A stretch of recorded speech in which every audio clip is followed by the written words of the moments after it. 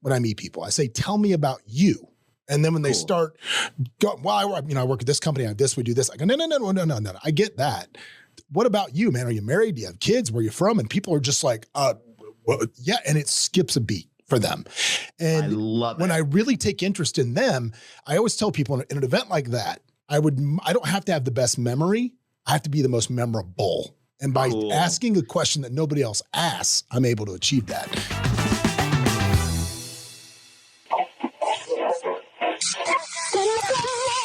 And now, Escaping the Drift, the show designed to get you from where you are to where you want to be.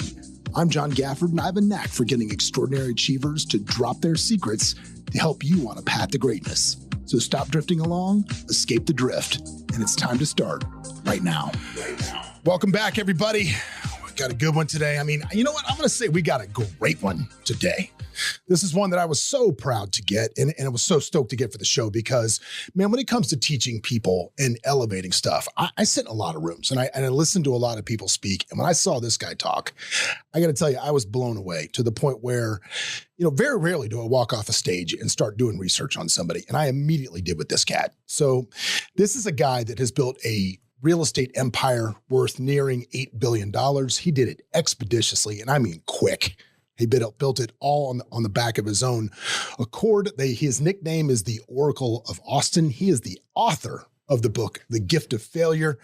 And today, he is our guest. Ladies and gentlemen, this is Ari Rastegar. Ari, what's up, man? My guy, what's up? How are you, dude? So glad to have you on today. So glad.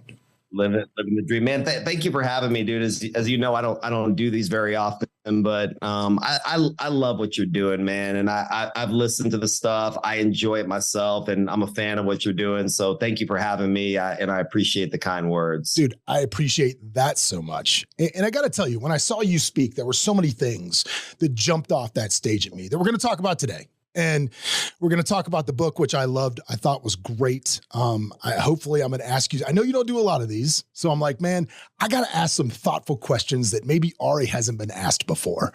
Like, it's like the deep cuts from the book, if you will. Like, we're going to go deep on some of these things and figure it out. But I'm going to tell you one of the most interesting things we're going to start out with. And I'm going to ask this, which is, do you believe, and this is going to be a weird question, but I promise it's going somewhere. Do you believe at all in like horoscopes or numerology or any of that stuff? Does any of that take any thought to you at all? 100%. Does it? And so JP Morgan, they asked him when he was, I believe in his mid 30s. And those who haven't watched a docuseries called The Men Who Built America, love it. I highly recommend it to everybody. It's spectacular. And so they asked JP Morgan about astrology, and no different than the question you asked. And he said, look, millionaires don't believe in astrology. Billionaires do. Yeah. Well, the reason I asked that, and that dropped the mic for me. Well, let me tell you the reason I asked that. When I was on The Apprentice, I probably didn't know I was on that television show, but when I was on that show, 2 million people tried out for the season that I was on. And 3 of us had the exact same birth date. Would you care to guess what that birth date is? Crazy. Would you care to guess what that birth date is? It's April 6th. Really? And that's your birthday, my man. Say that again. So you had 2 million people apply to be on The Apprentice, and all of them had our same birthday? No. They chose 3 of us that had the same birthday. That out of the 2 million went up down to 3 people. Now there's 4 of us. But. And now there's 4 of us on April the 6th. That is exactly. I saw that and I was like, man, that is so weird. That's such a strange coincidence. Love it. And I got to tell you, we have a lot of other interesting parallels that I'm going to bring up as we go through this interview. But I always like to start this out because, you know, I am the father of children, as I know you are too. And one of my biggest terrifying things is raising worthless kids in a house of abundance, we shall call it. So I always like to find out, man, like you coming up, man, what did your parents do that made you become Ari? And I ask that for 2 reasons. A, because I want to understand you, but B, I want to see if there's clues about what they did to you that I could do to my kids.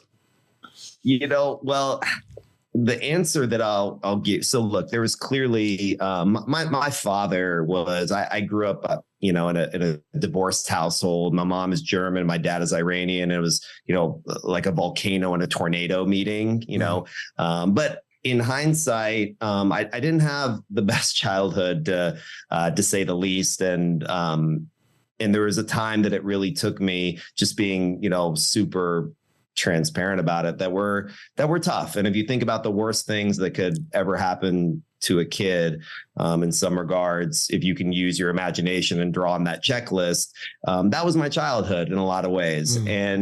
And there was a time that for me was very hard to reconcile that. I've been very blessed, as I mentioned in the book, to have spectacular, life coaches and mentors, and, through Tony Robbins conferences to working with Lauren Zander directly, who's one of the greatest life coaches in the world.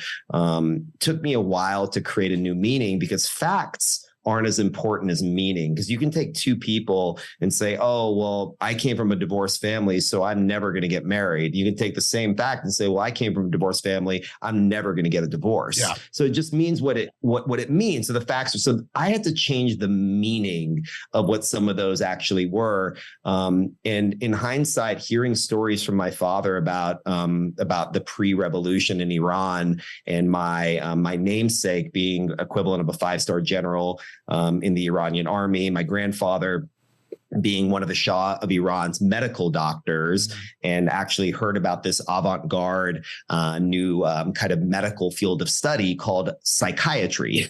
And so he was actually one of the first licensed psychiatrists in the Middle East, a place like others that might need maybe more of those at the moment.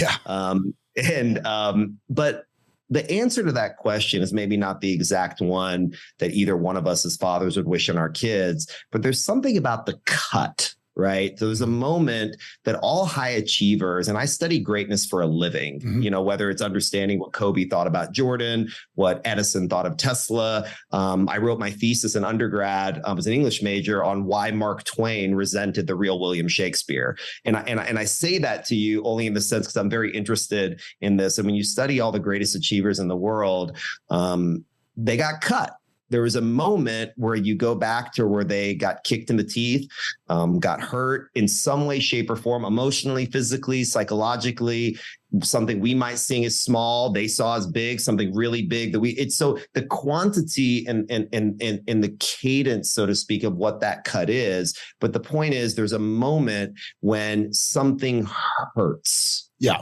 And I've come to learn that there's a good hurt, there's a bad hurt. You're pushing weights and you're feeling that burn. You get through one more rep, and then there's breaking your arm. Yeah. So there's a fine line between them. But the thing is, we need to let our children, and I say this from my own opinion. So again, real quick, how do you manufacture that with our kids, with your kids? You set them up to fail. Oh, I love that. Can you give me an example how you do that with your kids? Can you give me an example? Yeah, you put them in a situation like my son Kingston, who started to become really interested in baseball. I immediately started tossing balls at him before he knew how to swing the bat. And again, I'm not saying that I do this as well. So the difference between the philosophy of what you think is right versus action, I'm a human, just like you, and a very flawed human being at that, in the sense where a lot of the things I'm telling you, I wish I could tell you that I do all of them. Sure. And this is a meticulously planned out way that I'm parenting my kids. But the fact of the matter is, an entrepreneur, in the 8th year of my company, starting with a $3,500 loan 8 years ago, there's a cost for everything. So I've spent less time with my third child than I have with my other 2 kids. And I miss a lot of these precious moments. And there's a cost for that, and I believe that the merit of what we're building and the people that we're impacting is absolutely worth it. So that's a different discussion. But a lot of the things we'll talk about, I haven't necessarily always implemented as well as I'd like to. And it's a little bit, I say that with a little bit of blushing. And Twain used to say that man is the only animal that blushes or needs to. And This is one of the instances where I will. But putting him there and just throwing baseballs one by one and letting him swing and try to figure out how to make a swing. I'm saying, no, you got to hit one, you got to hit one, you got to hit one, you got to hit one, you got to hit one, to where I know for sure he is going to fail. And by that failure, the hope is to trigger effort. Yeah. So they did this huge study at Harvard around high performing children. And they took one test group and said, they they basically praised them for being smart or being beautiful and these other traits, and they measured performance. And they took another group, and what they said, they praised them for their effort. And then they gauged performance afterwards. And they found that the ones that were praised for effort significantly outperformed those that were praised for some sort of merit. Yeah. And I've started to think about that more and more, of saying, you know, how can I put them in a situation that's going to elicit effort, and more importantly, elicit focused effort, and whatever that means. It might be a conversation or asking them a question about something versus, hey, what did you do in school? Or getting more surgical into, oh, you said you did, well, three times three. Why do you think that is? Yeah. And something where I know that they can't exactly answer me. So it stretches their intellectuality and stretches their ability to respond, stretches their ability to even find words to use, because necessity is the mother of all invention. So if I put them in a position where it's necessary that they answer me, if they don't know the word and I teach them the word, they're going to fucking remember that word because it was a need in that moment. So trying to catalyze and manufacture situations that force them to put effort in, that are in a safe place where me as their father, if they feel uncomfortable, I can hug them and love them and tell them that I'm proud of them, and watch almost like a safety net of those inherent failures. Yeah. Again, I think, this show, the focus is really to try to get you to level up. And I think, we've talked about it many times on this show, that the biggest challenge I think a lot of people have is they have failed themselves into a habit and a pattern recognition of lowered effort, of reduced effort. Yes. So, how does somebody, if say somebody on your team is in that situation? Now, granted, I doubt anybody can get through the door with you just because of who you are. Dude, I know how high energy you are. Nobody's even going to get through the door. But let's assume Ari is mishired. Okay, let's say you got a cousin. Let's just say you got a cousin. Oh, right? I am mishired. Another thing, I'm at the point in my life where I'm so sick of hearing, and, just like all of you all, I'll get on Instagram or something and hear about so-and-so talking about the 5 steps to becoming a millionaire and all the great things that they've done and how this worked out and worked out. I don't know about them, but if you strike out 7 out of 10 times, you're in the fucking Hall of Fame in baseball. And I don't know about you all, but all I've done is failed more, but I've just learned how to fail maybe better, to where those L's for losses turn into lessons. And that's really the key, is knowing that my failure, and I learned it from Jocko about talking about finding these situations that are quote unquote bad and finding the good in them and calling them good, and figuring out a way to do it. So the attrition that I had as a firm and hiring at the beginning of people coming in, coming out, one of my big failures was thinking that they could read my mind. And not putting the onus on myself to create the right steps for training, and then leaving. And once I started to put the onus on myself of saying, look, Ari, they're coming through the door here. Like, you got to set the stage for them to learn this, learn that, train them, and not immediately expect results, was a really big learning curve for me. And like I said, so I'm at the place now where if I'm talking on these things, the only thing that I'm going to really talk about mostly, or I'm going to try to, is what I screwed up, because I don't hear any other billionaires out here really advertise. I don't know what kind of idiot who manages money for a living writes a book called Failure. Like, how dumb can you possibly be to say, hey guys, we lost your money, it's great, there's a gift in it, to get that done. That to me is just the truth. Well, it's funny you say that, man, because I found when we implemented EOS through all of our businesses, and I found one of the biggest problems we had at our companies was nobody really understood what it meant to do a good job. They didn't know. And I think that like having an objective and a key result, an OKR, understanding what it means to do a good job in whatever role you're performing. And I think if you're somebody out there listening to this and you're stuck and you feel like you're at a job where you don't know, do you really know what it means to do a good job? Like, if you had a conversation with your boss, if you're an entrepreneur having your own company, do you know what your KPIs need to look like? Are you setting solid goals? Are you doing those things? And I think that it's brilliant. Yeah, it's such a crucial thing you have to do. But I want to talk about some of the stuff that you said from the stage, and I'm going to talk about 2 things. One thing you said that absolutely blew me away. 2 things, and I've told these stories in front of other people. I've given you credit every time I've told them, but I've told these stories now from stage several times. And the first one is discussing the bartender strategy, which I thought, as you said that, I want to unpack the bartender strategy a little bit more. I want you to talk about what it is first, and then I want to unpack a little difference in it that I think didn't get relayed when you said it. So what was your strategy in New York for meeting wealthy people in New York?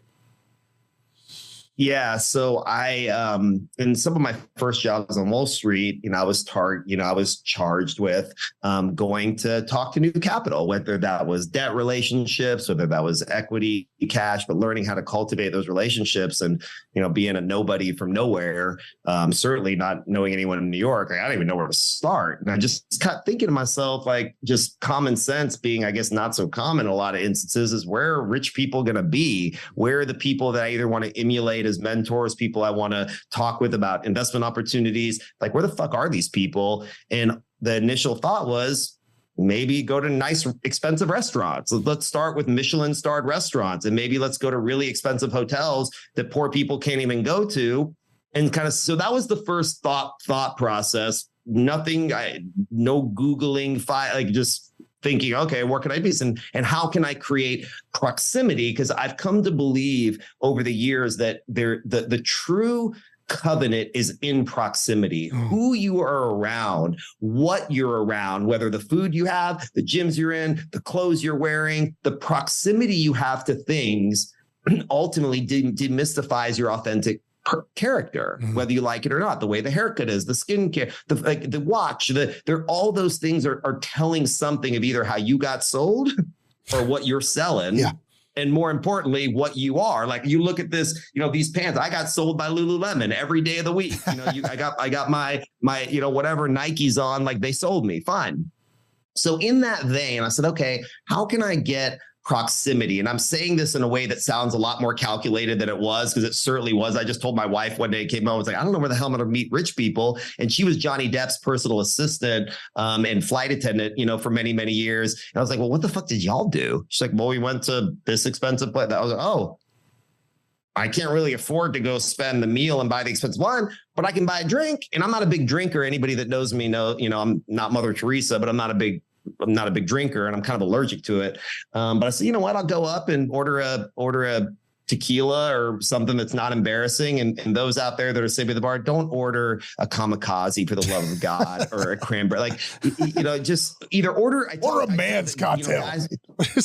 Or a man's drink. I say the same advice to women that are in business development roles and men equally, and those that are, gender fluid or I think it's the same rules. If you when in doubt, order a beer. Yeah.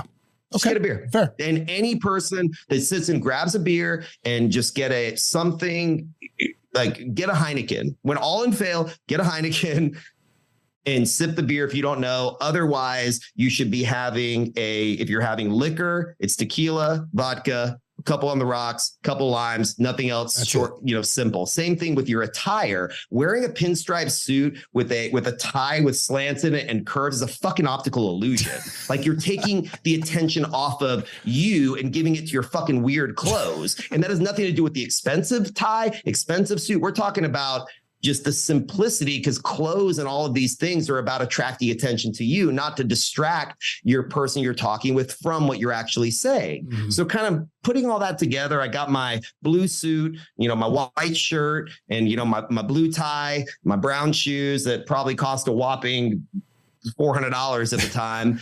And just ordered, a tequila on the rocks with a couple oranges and just sat at the bar. And what I came to find is people came up, just striking up conversations with people is fucking weird. Yeah. So how do you make it organic? The person you talk to more than anything when you're sitting at a bar, certainly one that's a little quieter, a little higher up, is the bartender. Yep. And the bartender of Il Mulino, one of the top Italian restaurants in New York, and I love Italian food. I lived pretty close. My office was close. The guy, his name was Elvis. And I went up to the bar and I talked to him, seemed like a funny guy. And I became friends with him. Yeah. And the objective came to say, if I can become friends with Elvis and always be a good tipper. And here's the thing about tipping that everybody should take away.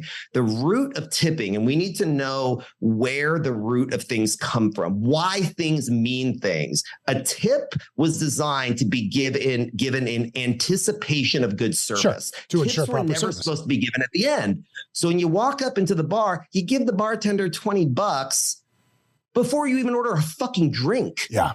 Oh, what's this for? Just for you. Changes the tonality. You've already created some sort of empathy. You've created a little bit of, of rapport and relationship that opens up the guide to ask authentic questions to build a relationship with that person. And by doing that over time, they start to tell you, oh, this person's over here. She's the CEO of blah, blah, blah. He's the da, da, da, da, da, da, da.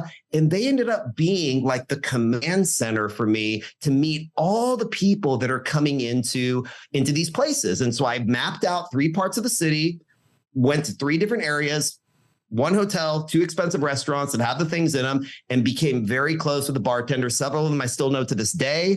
One of them passed away, actually, God rest in peace, my astrologer for the past decade. His name was Mitch Lewis. He passed away from cancer about a month ago. I love him very, very dearly. I miss him very much. One of my mentors who's still an investor of mine introduced me to him. But all of this was happening in this same instance, and me talking to Mitch and saying, hey, in my late 20s, am I ever going to, pinky in the brain? Like, am I going to take over the world and, be a multi-billionaire? He's like, I got good news and bad news. The good news is your astrology looks pretty good, but nothing's going to happen to you after 40. So telling a 28-year-old psychopath, Ari, that it's going to take till 40 years old, too long. Well have been to 200. Too long. But telling these stories to the bartenders, telling these stories, to the people that I'm meeting with about this, that, it's funny you brought that up, develops something super deep where it's actually become a great strategy and a tactic to be able to meet all the people within that proximity. And all it costs you is maybe the $20 tip when you walk in, the $20 tip when you leave, and a couple drinks. If you're having more than 2 drinks and you're talking to clients or potential prospects, you shouldn't be doing that anyway. I don't care how big your tolerance is. And it allowed me to unravel and peel an onion into more meaningful relationships. Because once I met 2, 3, 4 people there, they introduced me to 2, 3, 4 people. And then it just became a system of maintaining and building and farming those relationships. But you said from the stage that you would actually tell these guys when you would meet them that you paid the bartender to introduce you. Is that, did I hear that absolutely. right? Yeah. Absolutely. And that's the part of it I love. I couldn't let the possibility of the people and the potential prospects think that I was doing something nefarious. Like I didn't want to say, oh, I'm sitting this. I was deliberately trying not to be slick. Yeah. But I had a great product. We were making people tons of fucking money. And I wanted to give it to other people, and profit's not a bad word in my lexicon. So when I demystified that and said, hey, I paid them whatever, they laughed. They loved it. And these are business people that are rich. Sure. So they're respecting the hustle. They're saying, that's a good idea. Tell me more. No, that was my point, because see, again, like my real estate company here in Las Vegas, we are the largest luxury boutique firm here in Vegas. And people come to work for us because, people come to work here because they want to sell the big stuff. They want to, that's the dream. Nobody gets into real estate and goes, oh, I just want to sell that $100,000 condo. It's not the dream, right? It's not what people do. So they come here and people think that to get in the good graces of very high net worth people, you have to go through this like poser thing where you pretend like you're somehow at their level. And the point that I loved so much from that story is people that come from a place of abundance would rather hear the story of, man, you're hustling, bro. You're working, like you're grinding to get it. They love that shit. They love it. There. They love it. And that's also your like respect, like the knock the hustle, knock the game, or whatever the cliches are about. Like these are all players in the same game of life that you're playing. Yeah. And they're playing it at the highest levels, to where when you go in with that level of authenticity and you basically show the hand that you're playing, there's so much trust that's built, because these relationships, especially with high net worth people, they're sold shit every day. They know every slick scumbag trick in the book. They're impressed with effort, with hard work, with integrity, and a focus. That's the other people. They want to hear that you are focused on selling luxury houses in Las Vegas, and that's what you do, and you're an authority in that space, albeit you're young. They don't care about that. They want to see you're focused. They want to know that they can trust you. And when those things happen, potentialities for growth become limitless. It's not about the deal. Deals come and go, man. And I tell people, money is infinite. Mm-hmm. Deals are not. And they know that. So when you're the one that has the deal, they realize that you're the prize. And instead of trying to be the fucking hero, just guide them to the thing and make them the hero. Because guess what? They are. And most people don't give a shit about you, whether you like it or not. Like they're thinking about themselves. So if you don't make it about them, nothing's ever going to happen. Yeah. We talk about that quite a bit right now, especially in this market with everybody. It's like, is now a good time necessarily to invest, especially in single family? No, it's probably not with interest rates the way they are. They don't, just doesn't pencil in most cases, but it depends, right? Well, this is what I'm telling people. Disagree on that. Well, hang on. But I'm talking about single family stuff here. I'm very specifically talking about this local market here. Makes it tough. But what I tell people is, that doesn't mean real estate stops. There are a certain amount of people that have to do something. Like they're getting divorced. They have to do something. They just moved here for a job. They have to do something. So your job is not to be the hero. Your job is to be the lighthouse and guide them through the choppy seas. Because the seas are choppy as hell right now. They're not smooth. But if you can be that lighthouse and get people where they need to go, you're good. Yeah, and I totally agree. And those that are listening, there's a fantastic book called Story Brand. Okay. It was written by a man named Donald Miller, and all of us, because anyways, I'm not in sales. I think everybody's in fucking sales. Everybody is in sales. Either you're being sold or you're selling. And I've been saying this for years. So whether you got sold by the clothing and all the things we talked about. So an individual in this day and age, not learning the fundamentals of sales, whether it's to sell a prospective employer to hire you, you're still selling. How you write the resume, this is all sales. So learning these fundamentals is one of the most important. Think about it. No, I'm saying you're going to sell. You want to know how good somebody is fundamentally in sales? Look at their spouse. That's all you got to say. There you go. And I can tell you look at my spouse and you're thinking that dude's a whiz. Because I definitely married him. It's exactly right. So these like fundamental principles, just like anything, and sports are an easy analogy for this stuff, but honing in on those high impact things, figuring out how to build trust, showing empathy. And this book, Story Brand, has done such a great job of articulating it, clarifying these concepts. So you all that are listening that have your various businesses or ideas, figuring out how to articulate your message, how to use design to push towards messaging and not make something pretty that's not being effective, it is really important. So in these dialogues, I highly recommend it. My book is not the great American novel by any stretch of the imagination. But there are some principles in there. I kind of joke that it's a cut and paste of Cliff Notes of 173 self-help books that I read. Sure. I basically mished all together and told you all my embarrassing stories, or some of them. But between those concepts, you start to find true north, and you start to be able to understand that the best stories in the world, whether it's a pitch or whether it's a movie, have the same content. Look at Mr. Miyagi. Right? Look at Rocky, look at Yoda. They're always the same story about a person that meets an authority. Well, it's the hero's journey. Done that. Hero's journey. What? It's all the hero's journey. Yeah.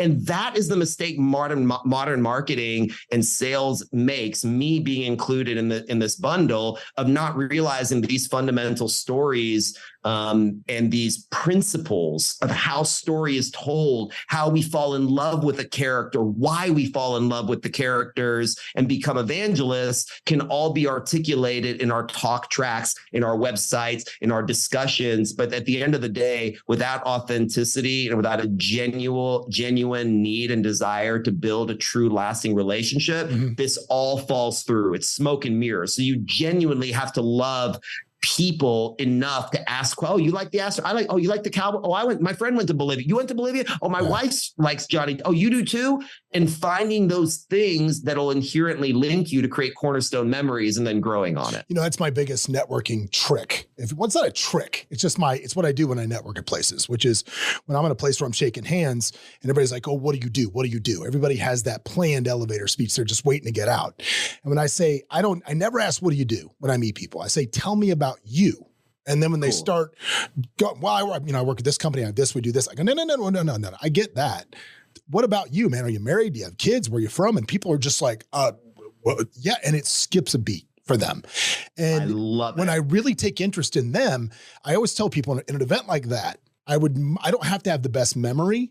I have to be the most memorable. And by asking a question that nobody else asks, I'm able to achieve that. I love it. That's excellent. And that goes back to the point I made about wardrobe and stuff too. I'm a big proponent when it comes to clothes in a professional setting is gray suits, blue suits, black suits, men and women alike, white shirt, blue shirt, solid colored ties, brown shoes, black shoes, Oxford style, when in doubt. Yeah. And what that does is it keeps you memorable to them, not your fucking tie. Right. They remember you, not your shoes. They remember you, not your Rolex or, what your, whatever your flavor is. And for me, one of my favorite things to do when talking to, clients, prospective clients or friends, and pretty much, all of my clients and investors are my friends because I spend so much time with them that we become, family. And one of my favorite phrases, whether catching up with them or learning about them, is tell me more.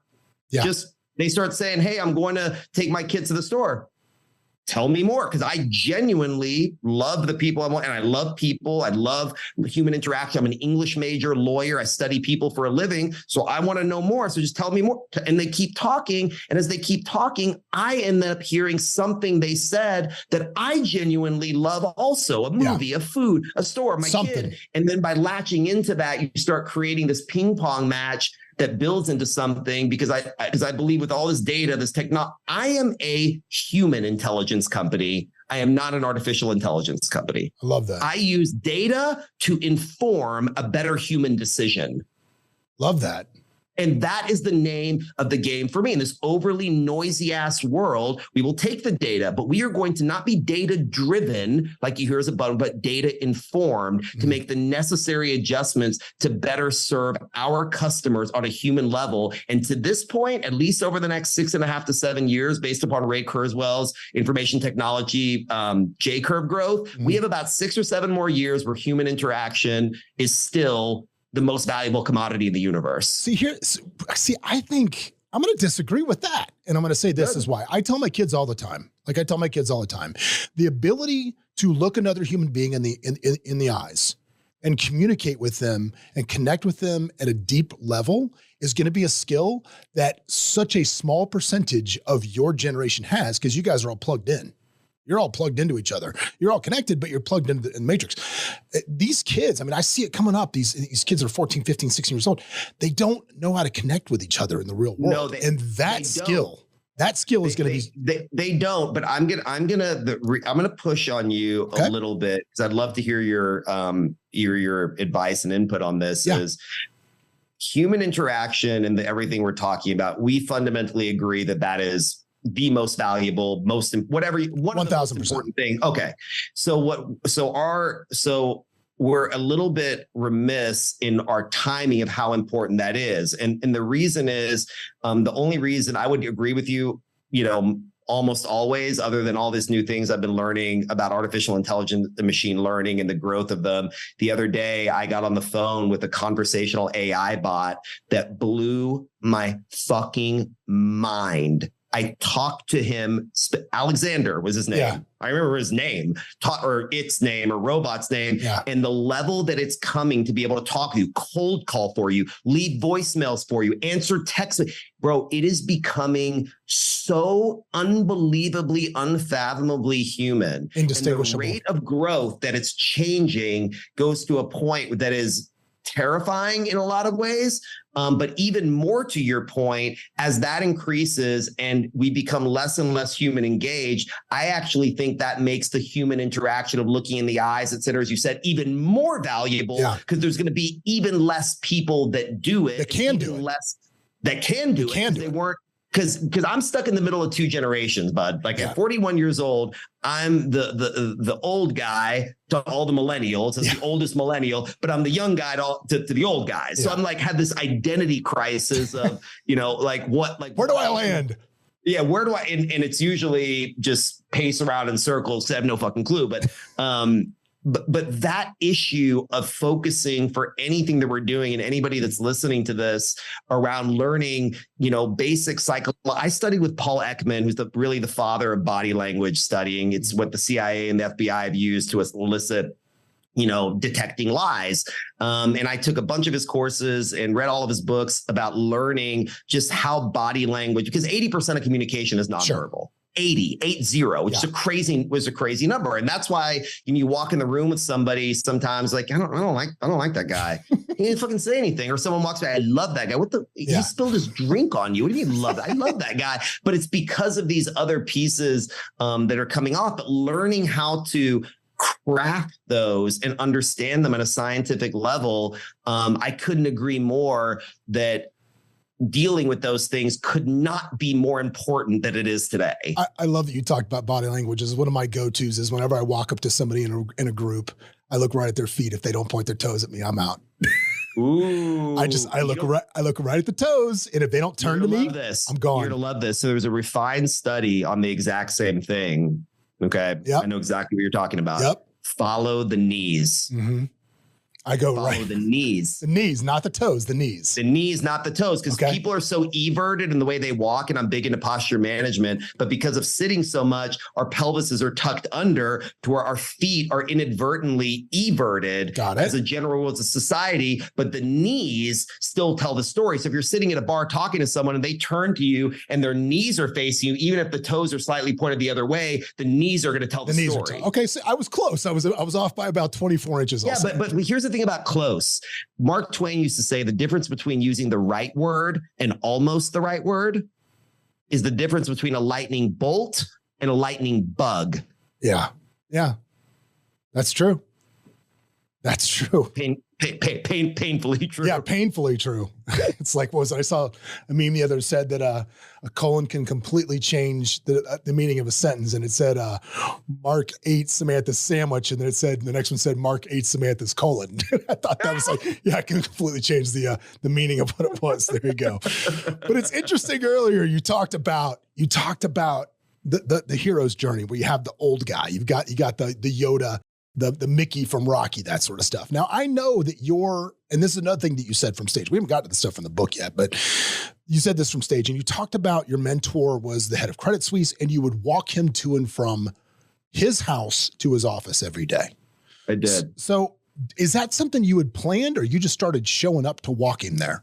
How did that come to be? Two answers. No, it was, well, first it started with a casual, because back to proximity is power. Yeah. Is that whole point, right? And also learning that the greatest performers in the world are usually apprentices. Like if you look at the old world, the Michelangelos, the Da Vinci's, like first of all, Aristotle, was Plato's student. Yeah. Meaning there's this hierarchy that descends within this lost kind of, I would say, craft, art, lifestyle, whatever word you want to use about apprenticeship. Yeah. Okay. He said something in passing about, hey, just meet me in the morning and we'll walk to the office. He lived on Park Avenue in 21st, and the office that he had moved to Cantor Fitzgerald at the time was up at like 50 something in Park, 52 or so in Park. And so some days he'd want to walk up there or have his driver bring him up there. But anytime he would walk to certain places or walk to a lunch and I knew he was there, we would catch up about some business. But I used that as an opportunity just to be with him. He used to go visit his kids out in Port Arthur. Port Arthur. Port Arthur is my institutional investor here in Texas. Port Arthur Fire. Port Washington. He lived out there, would go back and forth from the city, and I would use it as a way just to ride with him once a week when he'd go out and see his kids, and not with any real agenda, probing him with all sorts of questions, but just hearing ancillarily just some being of in the the calls orbit. he was on. What are you working on? What's going here? This, that, or the other, and inevitably just mine for jewels. And I took a lot of them and put them in my pocket and took them home with me. Yeah. Has anybody approached you to do something similar at this point in your career? You feel you're not there yet? Yo, absolutely. Okay. Oh no, I mean, yes, a lot. I know how focused you still are on building. But I let someone do it actually. So so when I was at a Tony Robbins conference, when I was at the Tony Robbins conference, I met this other Iranian American guy. His name is Shaya. He was actually, with me over the weekend. He picked me after knowing, I guess, that I was and he'll tell you the story. And now he runs his own real estate company. I'm an investor in his company, right? So I watched it actually. I think I'm his biggest investor actually of doing fix and flipping houses and wholesaling. Mm-hmm. And he was a realtor, this, that, and the other. But he knew from one of the coordinators that I had done a couple of things in real estate, and I was also Iranian. And so to do the fire walk for Tony Robbins after Unleash the Power, he said, "Hey, you're going to be my partner." I was like, "I don't fucking know anybody here." Fine.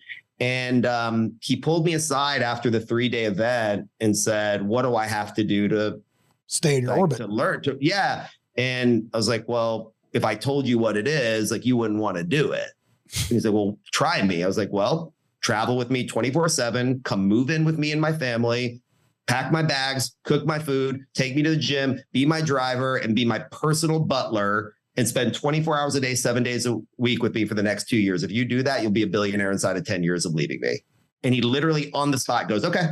And he moved in with my wife and I and my kids the following week. I love that's some Jesse Etzler stuff right there. Yeah, you got to move with me. Let's go. Let's make it happen. I love that. And it's still is like my little brother and one of my closest friends. Like I said, he moved out from us back in like 2020. And so this was, he was like 2017 to like almost 2019, 2020 era, might be flubbing a date or so. And since then, years later, he went off and did exactly, what it is. And let's say you asked 100 people to do that same thing. How many people? None. You just don't, I think people want Nobody everything to do the work. Yeah. Here's the thing. They don't know the work, the sheer amount of work, hourly input. Nobody wants to do. If I told you today, not you, let someone else, I know you would obviously, but somebody else sitting here. I think my wife would frown if I moved in with you, Ari. I think she'd be upset. Yeah. No, I'm saying in the sense where I get it. Telling people what it really takes, like the relentless lows, the unrelenting stress that, I want my own hours, but you work every holiday, you miss time with your kids, you don't see your friend, like your whole life is in this. And it's one of the loneliest tasks in the world is being an entrepreneur. Oh, God. Also the most rewarding, but the most lonely. And people don't want to do it. If I told them you will do this and you will be a billionaire inside of whatever, you have to do all these things, all of that. I don't want to do all of that. I'm good with half. Well, they don't I give them the blueprint and they don't want to do it. Yeah. Well, it's funny because when people ask me about like how I got to where I am and what they can do, I give them the 3 B's of entrepreneurship. This is what I say. I say, you got to have the balls to try it. Okay. You got to have the brains to pull it off. And right now everybody's with me to this point. And then I say the 3rd B is the brawn. They go, what's the brawn for? Ooh, I go, the brawn is resilience. is either to power through the bullshit or carry the failure. And that is the hardest part. Carry the failure. I like the failure is the hardest part of what we do. And that's where you normally lose people. Like that's the whole part. Like you look at Jordan and you look at any of these big performers, you look at Brady, the thing at this point in my life that has been most impressive about some of those guys, and now more than ever, is the media scrutiny that was happening while they're trying to play basketball, or the scrutiny that the president is getting and still trying to govern or vice, that part of it is what they don't tell you. Oh, you're to be a great basketball player. No, you're in the spotlight. You're like the comments, the gossip columns, the whatever, that the bombardment of those things that happen. Because once you start winning, really winning, everybody's watching. Most are criticizing. Most are hating on you. I saw Drake the other day wearing a shirt that said "Hate Survivor." And I just burst out laughing. It was like, that's literally those of us that have, done something, I guess, in our lives in some capacity, have survived the hating and the negativity and the relentless criticism that's distracting from the job. If it was just the job, it would be a lot fucking easier. Yeah. But all that other stuff ends up being the actual career in navigating those things and having the resiliency and the agility and the flexibility to solve the problems in real time. And then, figure out how to go actually buy a business or, do the other thing that's supposed to be your job. You bring up an interesting point with that, which is entrepreneurs over the last 5 years have become the new rock stars. I mean, this is, it's gotten to be You're a rock star. So, my question is, yeah, I get it. So number one, do you buy into it? Is that important to you at all? Because I know a lot of guys, high level dudes, and some of them just love the spotlight. It's warm. They love it. They think it's great. No watches. Don't care. Don't care. Just don't care. No, that's not. So there is a deep-seated insecurity as a kid that grows up poor, that wanted to be, that had a horrible speech impediment,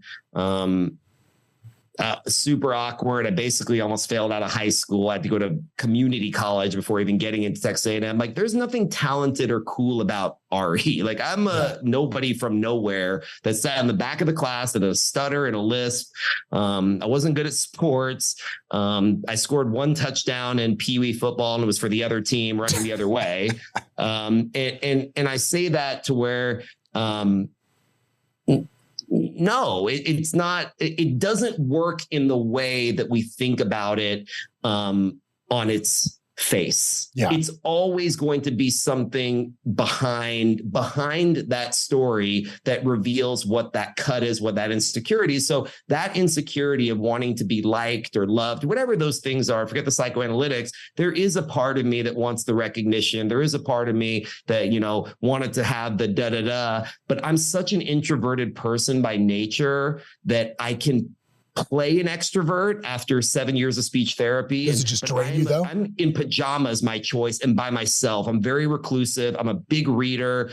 So being in the crowds as they've started to come, and we have a ton of NFL, NBA, rapper, celebrity clients, and inevitably hanging out with them, going this place or that place, it makes me uncomfortable. Like, in those crowds and hearing compliments or nice things, I feel just I just still feel a little bit uncomfortable by it, even though there is some part of me that, good job, Ari, way to go, bud. You did awesome. Yeah. But once I start hearing it or seeing it, I'm like, oh, fuck, leave me alone. I'm gonna be in my pajamas and hang out with my kids. Yeah. Well, it's interesting. Let's talk a little bit I want to talk about the book and some stuff that I have on it, because I thought the book was great, and just some different things that I took notes on as I read it. As I read books, I tend to write notes on them. That's what I tend to do. You and me both. So the first one that I thought was interesting was, you mentioned in this book when you were very young that you had a Rastegar family creed. It meant courage.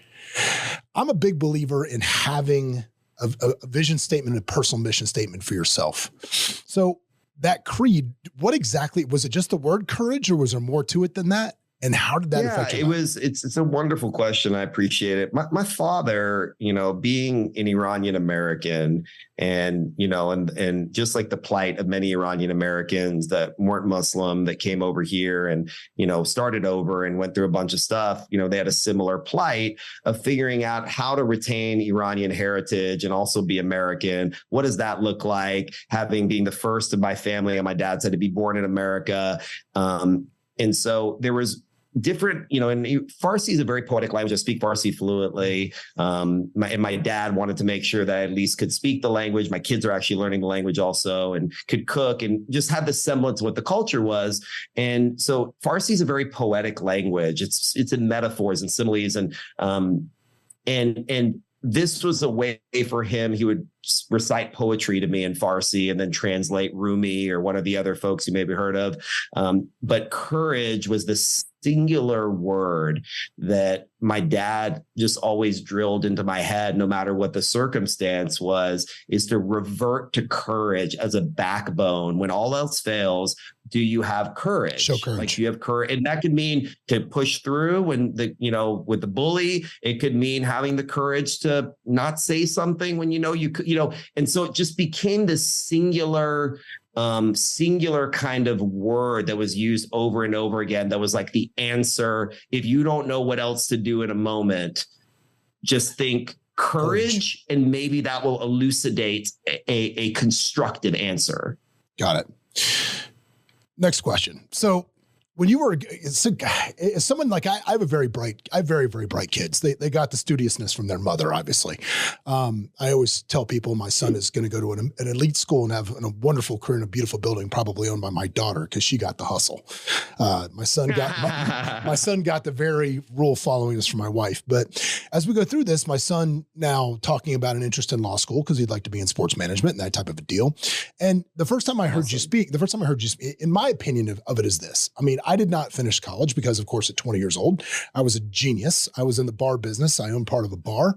I was in school for hospital administration. I figured the institution had nothing further to offer me. Those are good years. That's a pretty. It's great. Better than my 100,000 in student loans. And flipping burgers and body rockets. That's pretty genius. So, but I owned a bar when I was 20, so that was fine. But my point of it is, in my opinion, I love that college, number one, should teach you how to think and teach you how to be an adult. I think it's very important. It's very important to both his mother and I that they go to college. But I think the primary thing in this day and age that you get from college is your network. And I thought that— No question. So social conditioning. Yeah. And I was surprised. Like I assumed, I made an assumption of you from the stage based on, $8 billion in assets and everything else. I'm like, oh, this dude's Harvard Law. There's no question. And it's like, no, I went to community college and then Texas A&M and then a small law school and those sorts of things. So now granted, Texas A&M is a little bit of a wealthier school. There's some donors there, I believe. But I am teaching at Harvard on October 25th of this month. So That's amazing. Didn't go to Harvard, but I'm going to go teach them how this is done. I'd rather teach than be educated if I have a choice of one of those two things. That's a nice resume item, Harvard educator, which is lovely. But my question is, if you could go back and do it, I mean, obviously at the time, do you think it would have affected your trajectory at all? By going to what would be perceived, like if you would have gone to Ivy League schools, would that have changed anything as to where you are right now? So it's a wonderful, I thought about it a lot. I think it would, honestly. I really believe that it would have helped me fortuitously, because the way that I was wound up and the work ethic and the focus that I had. And my dad would always say, like, when you turn 18, it all counts. Yeah. And so when I was, goofing off 14, 15, 16, like saying, you turn 18, it all counts. It all counts. And that was just his de facto when I was not making grades or doing whatever. So that was ingrained in my brain. So when I turned 18 and started, it was on. And so I've been on this journey since I was 18 years old. I'm 41, haven't taken a day off yet. And the reasoning around that is, I believe that if I was in the situations where there was a higher caliber network of individuals and looking at the relationships that I kept through those years through community college, and obviously Texas A&M now is top 30 university, super involved in the school. The architecture school is number two in the country now, only behind Yale. I'm doing a ton to support them. Unbelievable institution. It's only gotten better. Well, real quick, Blinn Community College. Are you a supporter of their football? Are you a supporter of their football program? I have a sidebar for you. So Johnny Manziel, we're very, very close with. Unbelievable. I think the most spectacular collegiate athlete maybe in history. I have never attended a Texas A&M sporting event. When I walked the stage in 2004, I never went back once. That was it. I'm going back for the very first time to meet with the chancellor and some other people in the administration to discuss how I'm going to, want to help and support them. But I don't really watch sports. Nothing. I don't play golf. There you go. I watch my players. I watch the players that I love just because I look watching them. I support my clients that are whatever, but I don't really watch sports, man. I don't really go to sporting events. I don't play tennis, play golf. Not your thing. I don't do anything. Fair enough. No. Fair enough. Of course, the reason I was asking. I know there's a lot of merits and ways they say golf is this, that, or the other. Who has 4.5 hours to do anything? I don't have 4.5 hours to do anything. To go do that. Yeah. Go back to work. Yeah, I don't have 4.5 hours to do anything, let alone go play golf. And if I do, I want to hang out with my kids. 100%. Now, I love in the book when you talk about building Capital A, which was your party event. It's really your first forte into big business, throwing these large Super Bowl events. Essentially, you started an entertainment company and pulled off these giant events. And the first one, which I thought was amazing, was your ice storm in Dallas. And the reason I thought it was so funny was because when I was 20 years old, my bar in Tallahassee, Florida, that's why I was going to make the crack about Texas A&M. I was going to thank you for taking Jimbo Fisher off of our payroll. For your terrible coach. But my bar in Tallahassee, Florida, we decided to have the biggest reggae sunsplash event ever. We spent all this money for all these reggae bands for a 4-day event, bought like 300 kegs of beer from Budweiser and just stacked them up everywhere. And it was the first time in 25 years that it snowed in Tallahassee. So totally ruined the entire event. North Florida, it's snowing during reggae sunsplash. What about Legionnaire's disease after an ice storm? Oh, that was magical at the Playboy Mansion. Yes, when you're supposed to do your event there and get that done. So my question is about that. Obviously, I don't want to give too much away from the book because I don't want people to read it, but that taught you a lot about getting things done on the fly and just putting your head down and getting them done. How many, now in retrospect, again, trying to find, the obstacles away thing, that stoicism where you find solutions in the trouble and the problems that you had, you find lessons.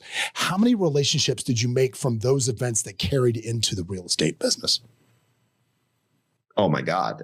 Astounding. So many. Astounding. I would say it's the impetus to my entire career, and it still is. Everything.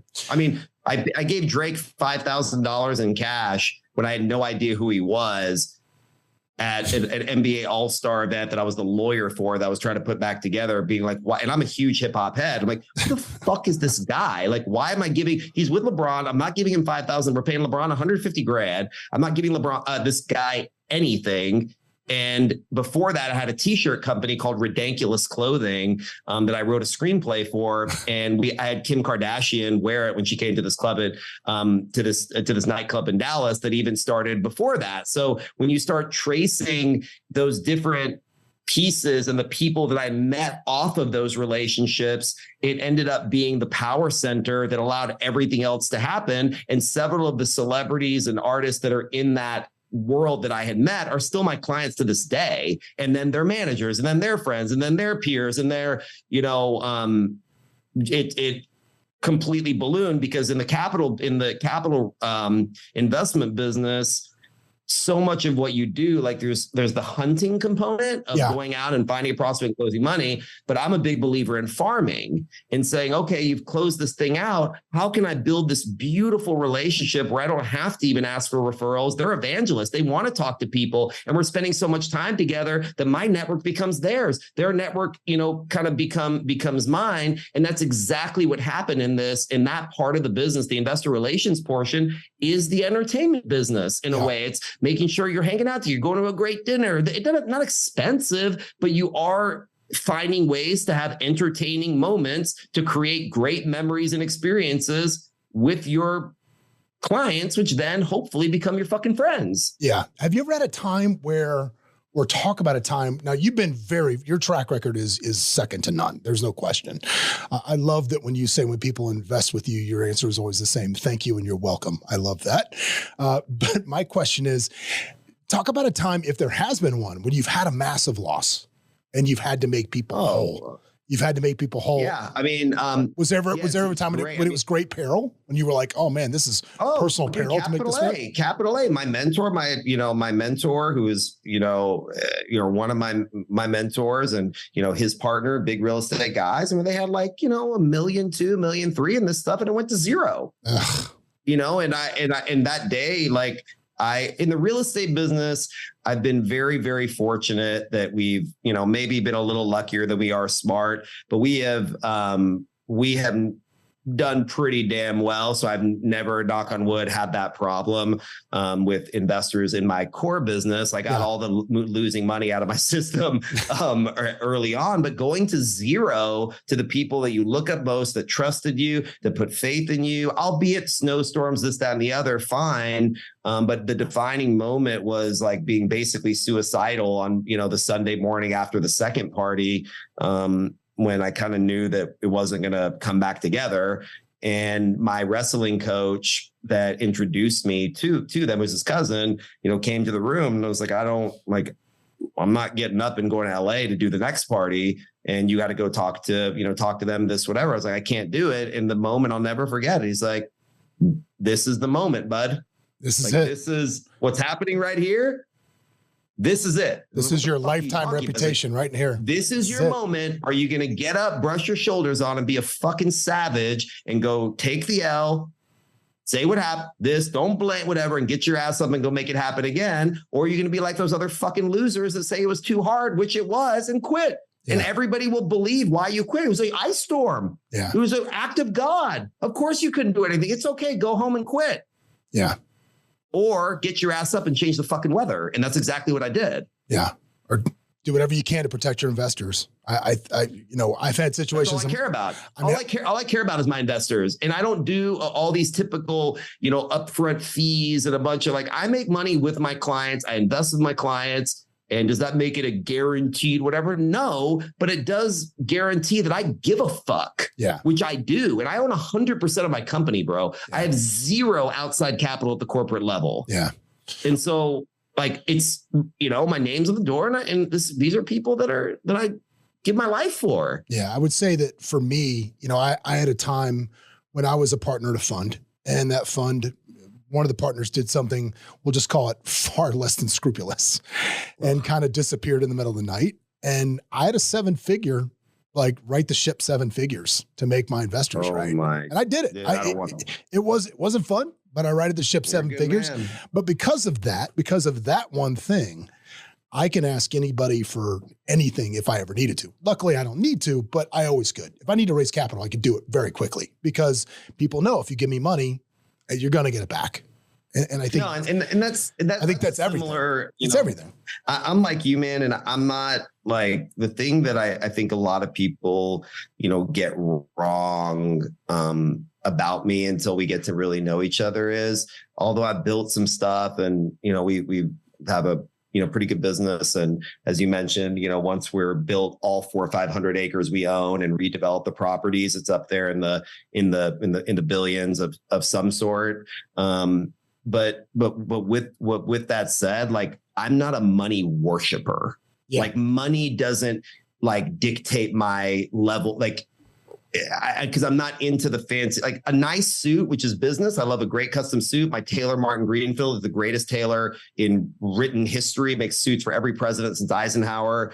He's in Brooklyn, not the most expensive. The Tom Ford version of the suit that I buy from him is probably half the price. Yeah. It's custom, tailored, made for me. Aside from that, man, I don't have, I like great food when I'm on my kind of, days of eat whatever the hell I want. But other than that, man, I don't have very expensive, crazy taste in certain things other than, there's a few things here or there, but I'm not into that stuff. So if we're not doing something that's meaningful, as cheesy as that now sounds, I guess, in this world, if it's not meaningful and it's not going to make a fuckload of money, I'm not doing it. Yeah.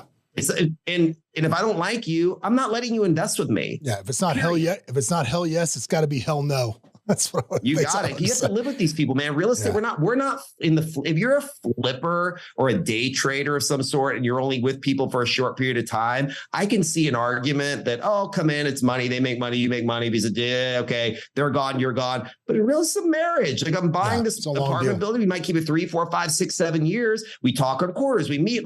If we can't have dinner at this point, whatever, that's the one thing that I'll say, I've done okay in the sense that now I can tell this guy, no, I'm not doing it. Yeah. I don't want to. God bless you. I hope you do good. Well, I have money, whatever.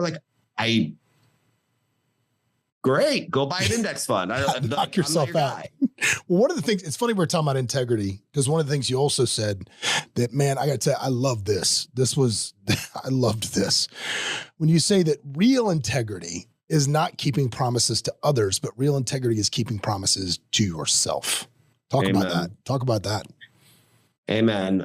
Well, if you take just a simple process, if you take a person, and I've given this example before, we're sitting at we're going to have lunch together. There's a seat that's missing, and so-and-so is going to sit there, and they say, I'm going to be there at 7:00. 7:30, 7:45, 8, 9, whatever. No call, no text, no nothing. And then they show up late. How are you going to feel about that person? And then let's say we'll meet you the next morning again for breakfast and they don't show up at all or ghost you. And then that happens 3, 4 times. How would you feel about that person? No, I'm not a trick question. No, you're done. You're done. They're a douche. No, just even further than that. They're unreliable. They don't care about you. Yeah. they're rude. And listed these things.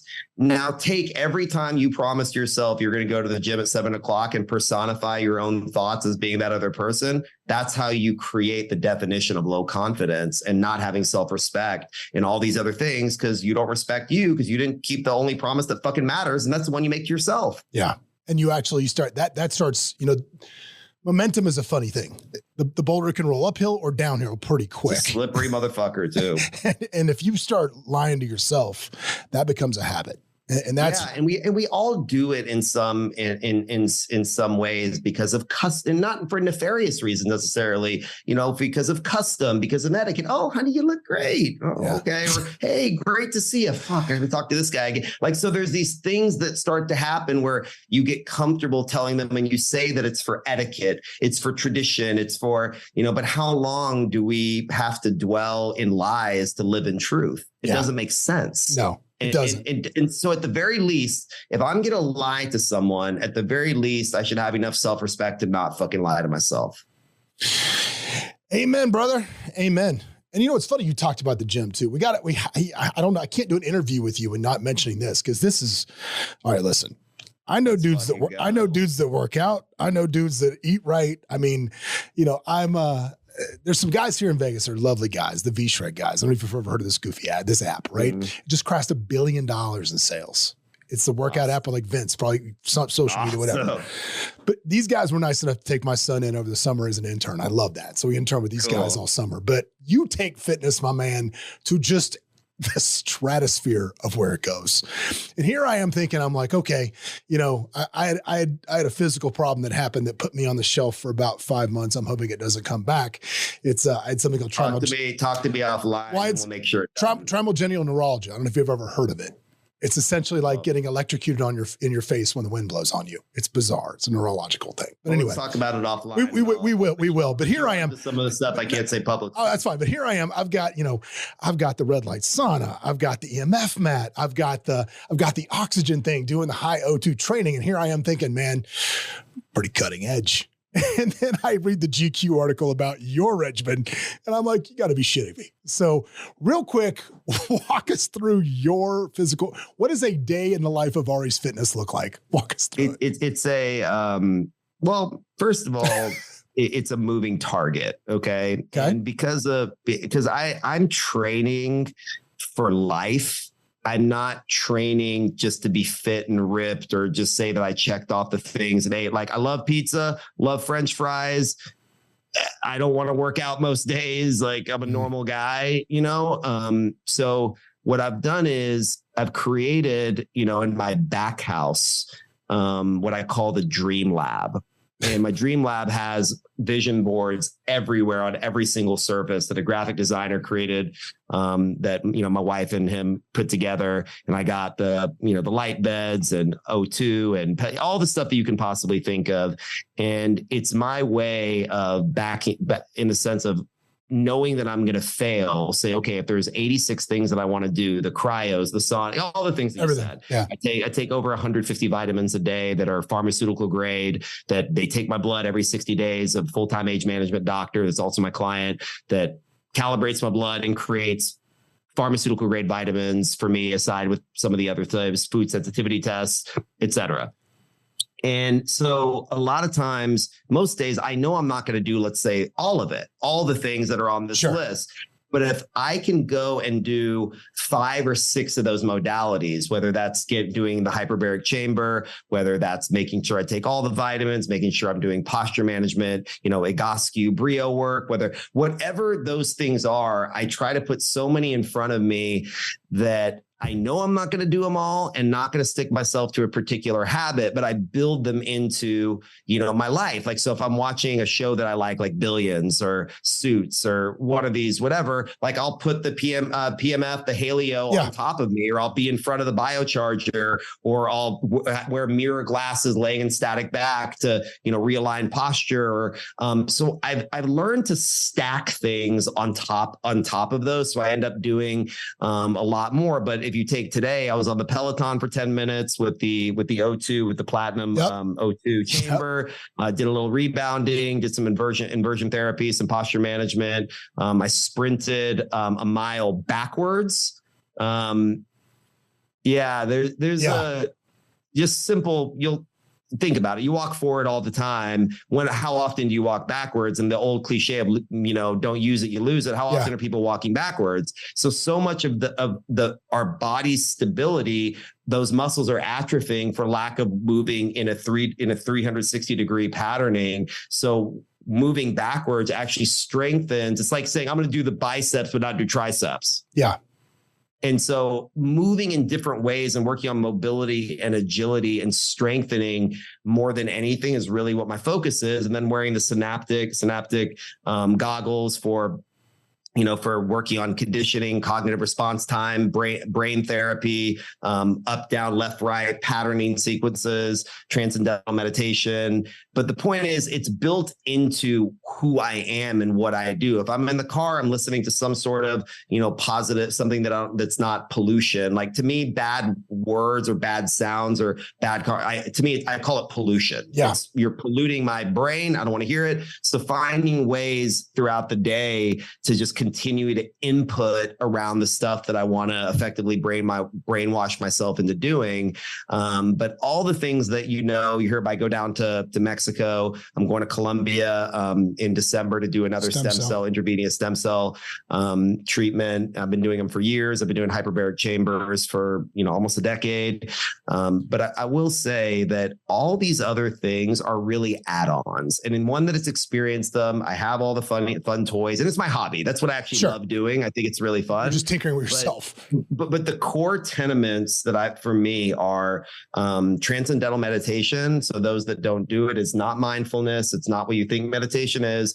Go take a course. Ray Dalio, arguably the greatest investor in history, that's who I learned it from, who told me about it originally. And I ended up talking to him about it afterwards. I walked up on stage in a concert. It was like a conference, like, thank you so much. He was like, it's good, isn't it? Yeah, my wife, based on you talking about it in your book, my wife is already trying to find somebody here local because she's wanted to do it forever. That's a great compliment. And I think I would argue that it is one of the most important things I've ever learned in my life. That's what Very you said. Frequently.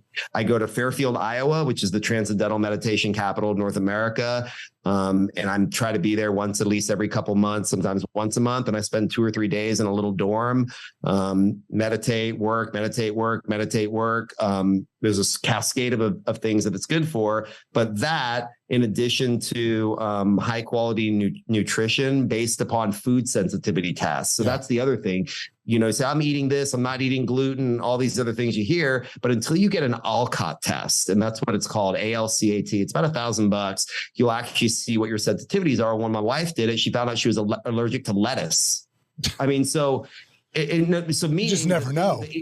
The idiosyncrasies you don't know until you know, but that high quality nutrition and then posture management, which, those that haven't heard of Egoscue, which was created by a man named Pete Egoscue, you can buy his book. It's called Pain Free, or find a Egoscue clinic near you. I think one of the most underrated and underutilized system for longevity, health, wellness, brain health, everything is we're learning how to manage our posture. If you think about it logically, if my head is forward in this position, the cerebral spinal fluid and just simple capillaries and vessels are crimped. No matter how much I eat well, how much I go in whatever chamber exercise, if I'm here and my capillaries are crushed, it's going to cut off something to my brain. Or if I eat perfectly healthy and I'm slouched over and crushing my intestines, which are basically like a hose. Yeah. How is my intestines going to work, right? Company, yeah. So these core tenets, I believe, are that Pareto principle, 80-20 thing of transcendental meditation, posture management, high quality nutrition, and those few things together, and everything else is the 1%, 2%, 3%. That is the massive lion's share. And I think people are missing the transcendental meditation component and the posture management component more than anything. But those two open the ability for everything else to work, because if I'm not doing the posture management, like I said, I'm eating great and my intestines are crushed, doesn't fucking matter. Yeah. And so those are the things that I have found, and I go through them in the book pretty detailed, that I find to be, kind of the most bang for your buck. So with all of that said, how long do you think you can live? What do you think the number is? You got to think about this with all of this stuff. No, you don't think about it? I don't think about it at all. I'm going to live as long as I want to. It's the journey, not the destination. No, it is the destination always. to me. So what do you think what's possible then? What do you think is possible? I think with technology coming to us. As long as you want to be alive, you think you can be here. Immortal, absolutely. I love that. 100%. and you, again, I mean, there's I love it, dude. It's not even a question. I'm going to live as long as I want to. And I think with the way technology is going, if Ray Kurzweil is right, which I believe him to be, you should watch Transcendent Man, the documentary. Ray Kurzweil is the director of engineering for Google. He wrote, most of their algorithms for Sergey and for Larry. And he basically tracks the J curve of information technology growing, and that we become some sort of hybrid between technology and humanoid. And that alone, when you can download your consciousness into a computer, what is the definition of mortality? Does that mean my organic figure goes? But if AI and machine learning can download all of my thoughts, every book I've ever read, every memory I've ever had, and it's in a computer, what's immortality? Does that mean how long my organic body matter is without having some sort of cyborg tendency? But with all of those things together and altering the state of what we call mortality, I think immortality is absolutely inevitable. That's what Walter O'Brien said, almost the same thing on this show. He was talking about, I said, we were talking about what technology, where it's going. And I said, is the Matrix going to take us over? He goes, I think we'll just be assimilated. Because I was asking about AI. I was asking about virtual reality. I was asking about these things. He says, consciousness will be assimilated into the grid, is what he said. So same thing. Yeah. Same thing.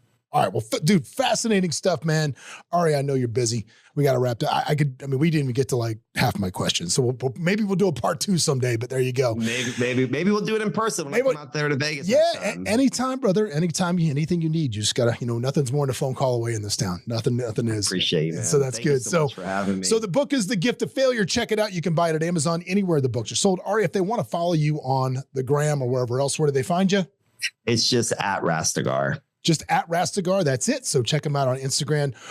All right, man. Thank you, brother. It was enlightening. It was great. Hang on a second. We're going to play the outro and we're going to chat for a minute. All right. Hang on. Thanks, guys. What's up, everybody? Thanks for joining us for another episode of Escaping the Drift. Hope you got a bunch out of it, or at least as much as I did out of it. Anyway, if you want to learn more about the show, you can always go over to escapingthedrift.com. You can join our mailing list. But do me a favor, if you wouldn't mind, throw up that 5-star review, give us a share, do something, man. We're here for you. Hopefully you'll be here for us. But anyway, in the meantime, we will see you at the next episode.